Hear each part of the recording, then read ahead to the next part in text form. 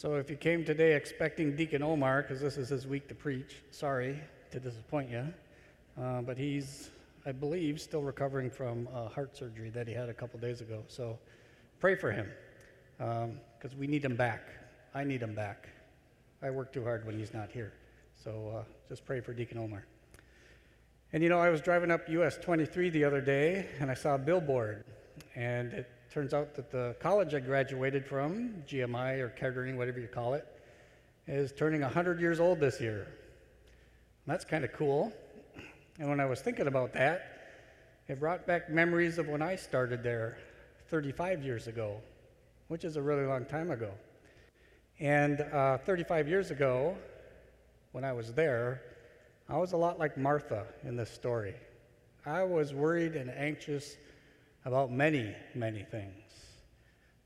Grades were the biggest thing I worried about.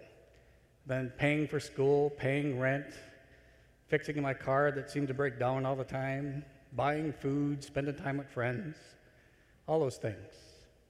There were even times when I couldn't focus on or enjoy what I was doing because I was too anxious and worried about the things I wasn't doing.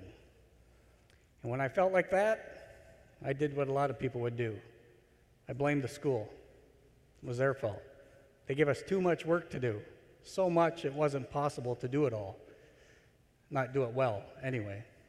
So we had to learn how to do the best we could in the middle of all that tension and stress.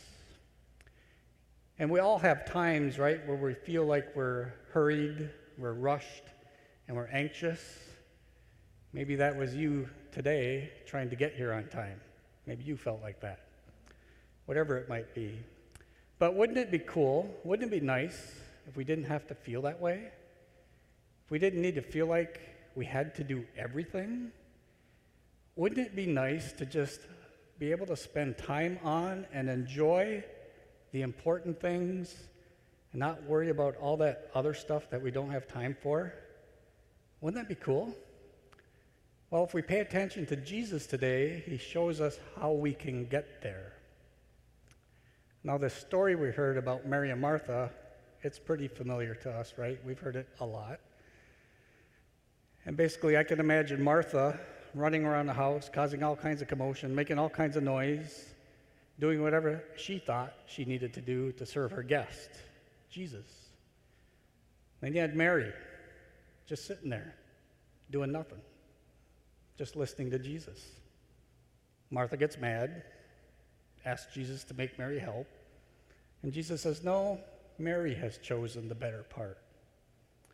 So it wasn't that what Martha was doing was wrong, because serving people is not wrong, but at that time, in that place, at that moment, that was not the best thing for her to be doing. The better thing would be to sit and listen to Jesus. So that's a kind of a hint of how we can get to not worrying about stuff anymore, sitting at the feet of Jesus. And for the past couple weeks, we've been talking about our mission. 3 weeks ago, I think we reflected on what is it that God might be asking me to do. Then 2 weeks ago, we heard the instructions that Jesus gave to his disciples, the 72, when he sent them out. Same instructions for us on our mission. Last week, we heard the gospel story of the Good Samaritan. And I think that's Jesus telling us, the place and the people your mission is going to take you to, they might be right in front of your face. This week, he tells us where our mission really begins with this gospel story. Our mission begins sitting at his feet, listening to him speak. Pope Francis, in his one of his encyclicals, Rejoice and Be Glad, he talks about our mission, he talks about our path to holiness. And in it, he invites us to put ourselves in the presence of the Lord and calmly spend time with him. And he says, just to bask in the gaze of Jesus. Just let him look at us. And let his love and his tenderness set our hearts on fire so that we can go and set other hearts on fire. So our mission requires us to sit at the feet of Jesus to choose the better part. But even though it calls for us to do that, that's not the only part.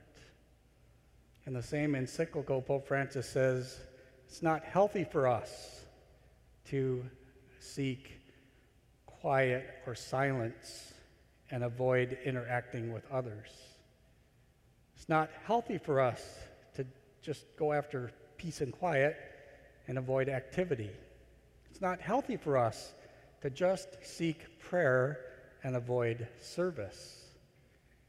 He says all those things need to be integrated into our lives and into our mission. So even though we're called to make the better choice when we start our mission, our lives can't be just like Mary. And our lives can't be just like Martha either. We need both together. And when we do make the better choice and sit at the feet of Jesus and listen to him, we will know what it is he wants us to do. We will hear the instructions that he gives to us. We will know who he wants us to go to, where he wants us to go. And then we can serve like Martha. And sometimes, even after sitting at the feet of Jesus, knowing what we're doing on our mission, we can get too busy. Even doing good things, we can get too busy. And when we get too busy, something happens. We get anxious again. Because we're worried about all the things we think we should be doing, could be doing, want to do, but can't because we don't have time. So when we feel that way, that's a sure sign that we need to make the better choice. We need to return to the feet of Jesus. We need to go to Mass. We need to sit with him in Scripture and read and just let him speak to us. We need to spend time with him in the Adoration Chapel or just place ourselves in his presence in silence at home. And when we do that, then we won't be anxious and nervous about many things. We'll be calm, gentle, peaceful about a few things.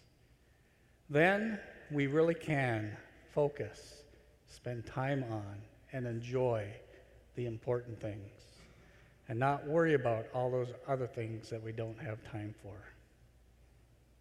Wouldn't it be nice to live like that? And it all starts at the feet of Jesus.